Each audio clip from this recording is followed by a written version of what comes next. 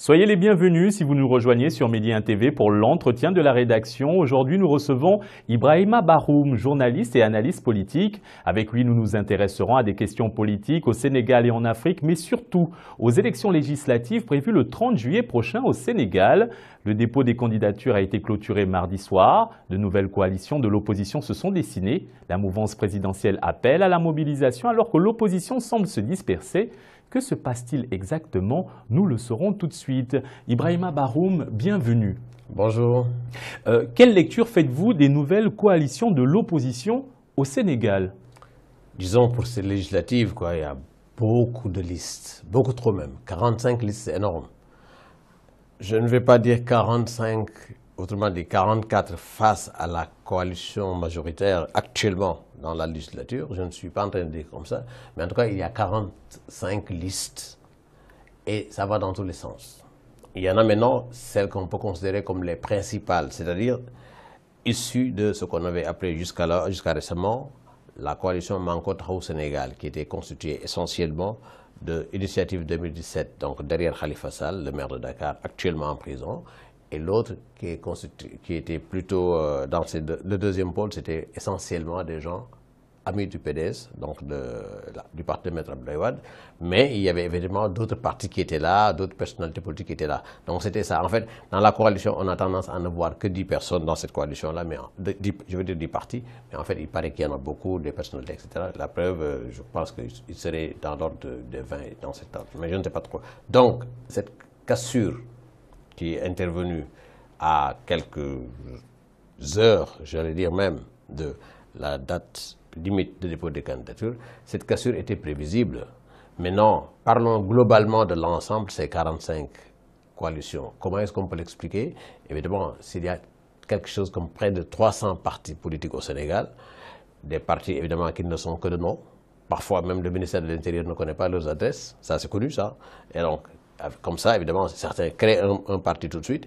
Je disais au Sénégal, la principale entreprise c'est le parti politique.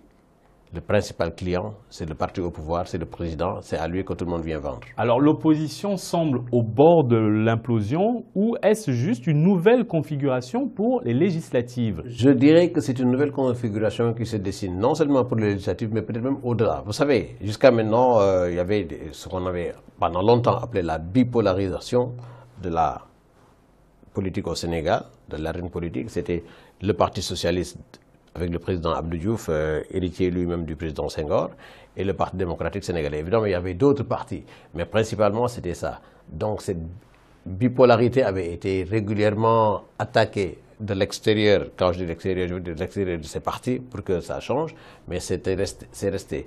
Mais depuis 2000, on a vu d'autres coalitions se former, d'autres partis émerger, d'autres personnalités émerger, et maintenant, nous allons vers une configuration autre de l'espace politique au Sénégal. Justement, parlons des personnalités, une forte personnalité de l'opposition au Sénégal, Abdoulaye Wade, 91 ans. Quelle est l'opportunité de le mettre en tête de liste pour sa coalition? Ça doit être un pis-aller. C'est-à-dire qu'autrement dit, un moindre mal pour eux. Parce que ce que le PDS, qui était membre avec d'autres de la coalition Initiative 2017, avec Khalifa Sall, je veux dire que des amis de Khalifa Sall et d'autres, donc ces deux forces qui s'étaient mises ensemble avaient des difficultés à accorder leur violon sur qui va être le chef, enfin la tête de liste. En tête de liste, donc on a pensé, pour certains, ça devait être Khalifa Sall, pour d'autres, il n'était pas question que le PDS, qui aujourd'hui dans la 12e législature est le seul parti à avoir été dans la compétition de 2012 sous sa propre bannière, ce qui lui a donné une douzaine de députés, peut-être maintenant 10, mais au moins ça lui a permis effectivement à ce parti d'être aujourd'hui, de pouvoir dire en termes d'identité, je suis le premier parti du Parlement, de l'Assemblée, évidemment, même avec beaucoup moins de députés, mais c'est ça. Donc ces gens-là se disent, écoute, il n'est pas question aujourd'hui pour nous que nous nous mettions derrière quelqu'un. Mais Khalifa Sall également, les hommes de Khalifa Sall sont également logiques. Ils disent que le PS ne peut pas se mettre dans une coalition, y compris celle du pouvoir, à la constitution de laquelle le PS a participé, donc eux-mêmes les Khalifa et autres. Mais aujourd'hui, ils en sont dans une situation où ils disent le PS ne peut pas manquer d'avoir un candidat en 2019, parce que tout est question d'enjeu en 2019. Donc, il restait quoi? Quand il y a l'impossibilité. Pour les uns, il faut que ça soit Omar Sarr, pour d'autres, il faut que ça soit Khalifa. Bon, Wade qui avait lui-même créé la dynamique en appelant tout le monde en remettant en file, il avait créé la dynamique pour que tout le monde se mette ensemble dans un bloc très fort de l'opposition, mais il ne pouvait pas être la seule coalition. Maintenant, ce qui s'est passé, c'est quoi? Quand il y a cassure, Omar Sarr se retrouve donc plus ou moins orphelin. Bon, Wade lui dit, ok, va retrouver tes bases à Dagana où tu as toujours gagné depuis tout le temps. Depuis 20 Alors ans, la situation politique au Sénégal à l'approche des législatives le 30 juillet prochain semble assez compliquée. Vous avez parlé de 45 partis de l'opposition. Non, 45 coalitions. 45 coalitions. Sinon, les partis au Sénégal, c'est pas loin de 280, 200, 300 bientôt. Alors, la mouvance présidentielle est-elle mieux organisée que celle de l'opposition, malgré les difficiles conditions d'investiture dans certaines régions? Est-elle mieux organisée, cette mouvance présidentielle? Disons ce que vous appelez difficiles conditions d'investiture, ça c'est derrière nous là. Ce n'est pas derrière nous parce que c'est réglé, mais c'est que le président, à un moment donné, voyant que les gens continuaient encore à se balancer des chaises, à se balancer des pierres, à se balancer des coups de poing, des gaz, etc., finalement, le président a dit, bon, ben écoutez, j'ai sifflé plusieurs fois à la récréation, la fin de la récréation, mais personne n'a voulu jamais céder. Finalement, bon, on a l'impression qu'évidemment, ces gens aiment bien la cour de récréation. Alors, il leur a dit, fini, je vais fermer l'école. Et alors, tout le monde se met à carreau. C'est lui-même qui décide, avec feu vert, bien sûr, de ses alliés, de dire, voici la liste qu'on va confectionner. Donc, maintenant, la liste, on l'a connue, enfin, elle est là depuis hier soir. On connaît celui qui veut la diriger, il s'agit du Premier ministre lui-même, et ça, c'est normal, ça a un sens.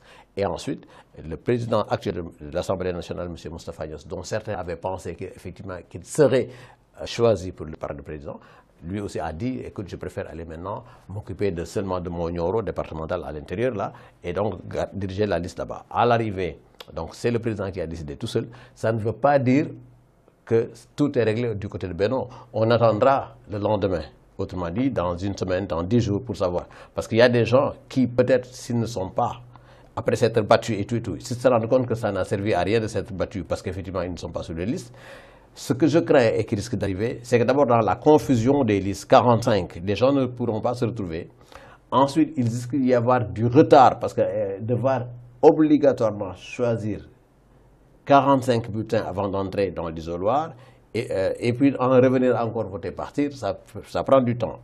Déjà que nous avons des problèmes sur les cartes. Maintenant, quand arrivera ce moment-là, ce qui risque d'arriver avec Benno, c'est que des gens frustrés pourraient, pour les uns, faire exactement comme ce que d'aucuns avaient fait contre Abdoulaye Wade. Des gens de son camp qui avaient été financés pour aller en campagne, mais qui ont quand même choisi de voter contre Abdoulaye Wade, parce qu'il y avait d'autres calculs derrière, ils l'ont fait. Certains l'ont assumé par la suite, ça c'est un.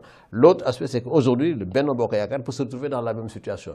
Donc, on peut avoir un scrutin très lent dans le déroulement, on peut avoir beaucoup d'abstention, parce que les gens ne se retrouveraient plus, y compris et surtout dans Benno, des gens frustrés qui vont dire « Ok, on ne va pas aller casser les casseroles d'or, mais on reste à la maison, point. » Ça va forcément toucher l'électorat. Et donc, je veux dire en termes de participation.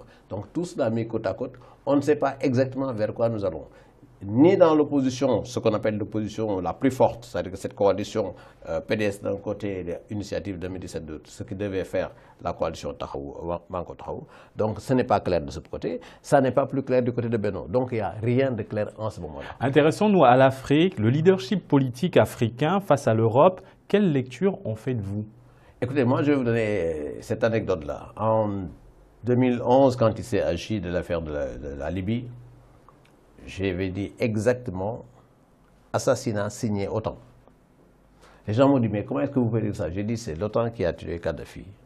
Mais c'est parce que simplement, tant que nous continuons encore à être en ordre dispersé, c'est une chronique que j'avais écrite dans Sud Quotidien, qui était mon journal. Donc, tant que nous continuons à fonctionner comme ça, chaque roi télé chez lui, ou alors chaque président de l'autre côté, effectivement, décide que bon, il faut absolument qu'il y ait de mano à mano avec l'Europe, etc. et tout. L'Europe est en train de s'organiser, elle est déjà très organisée, elle cherche encore à renforcer cela. Nous sommes en individuel, chaque chef d'État va vouloir avoir un truc. Dès que vous êtes dessus, vous avez serré la main d'un président européen, vous êtes tout content, la presse de chez vous fait la publicité, il a serré la main d'eux. Ça veut dire quoi ça? Ça veut donc dire que nous n'avons pas encore cette liberté que nous devrions dû avoir depuis très longtemps, de décider entre Africains, de nous mettre ensemble comme les Européens l'ont fait, et de pouvoir parler à ces gens d'égal à égal. Mais ne le pouvant pas, évidemment, le leadership encore est complètement noyé, encore décidé quasiment par les Européens, qui choisissent presque pour nous qui est bon président, qui n'est pas bon président chez vous. Et ça, c'est en fonction de leurs critères d'appréciation à eux, mais pas de nos intérêts de peuple. C'est tout pour cet entretien. Ibrahima Baroum, merci d'avoir répondu à l'invitation de Média TV Dakar. Je rappelle que vous êtes journaliste et analyste politique. Merci beaucoup. À vous. Merci également à vous de nous rester fidèles. Bonne suite des programmes sur Média TV.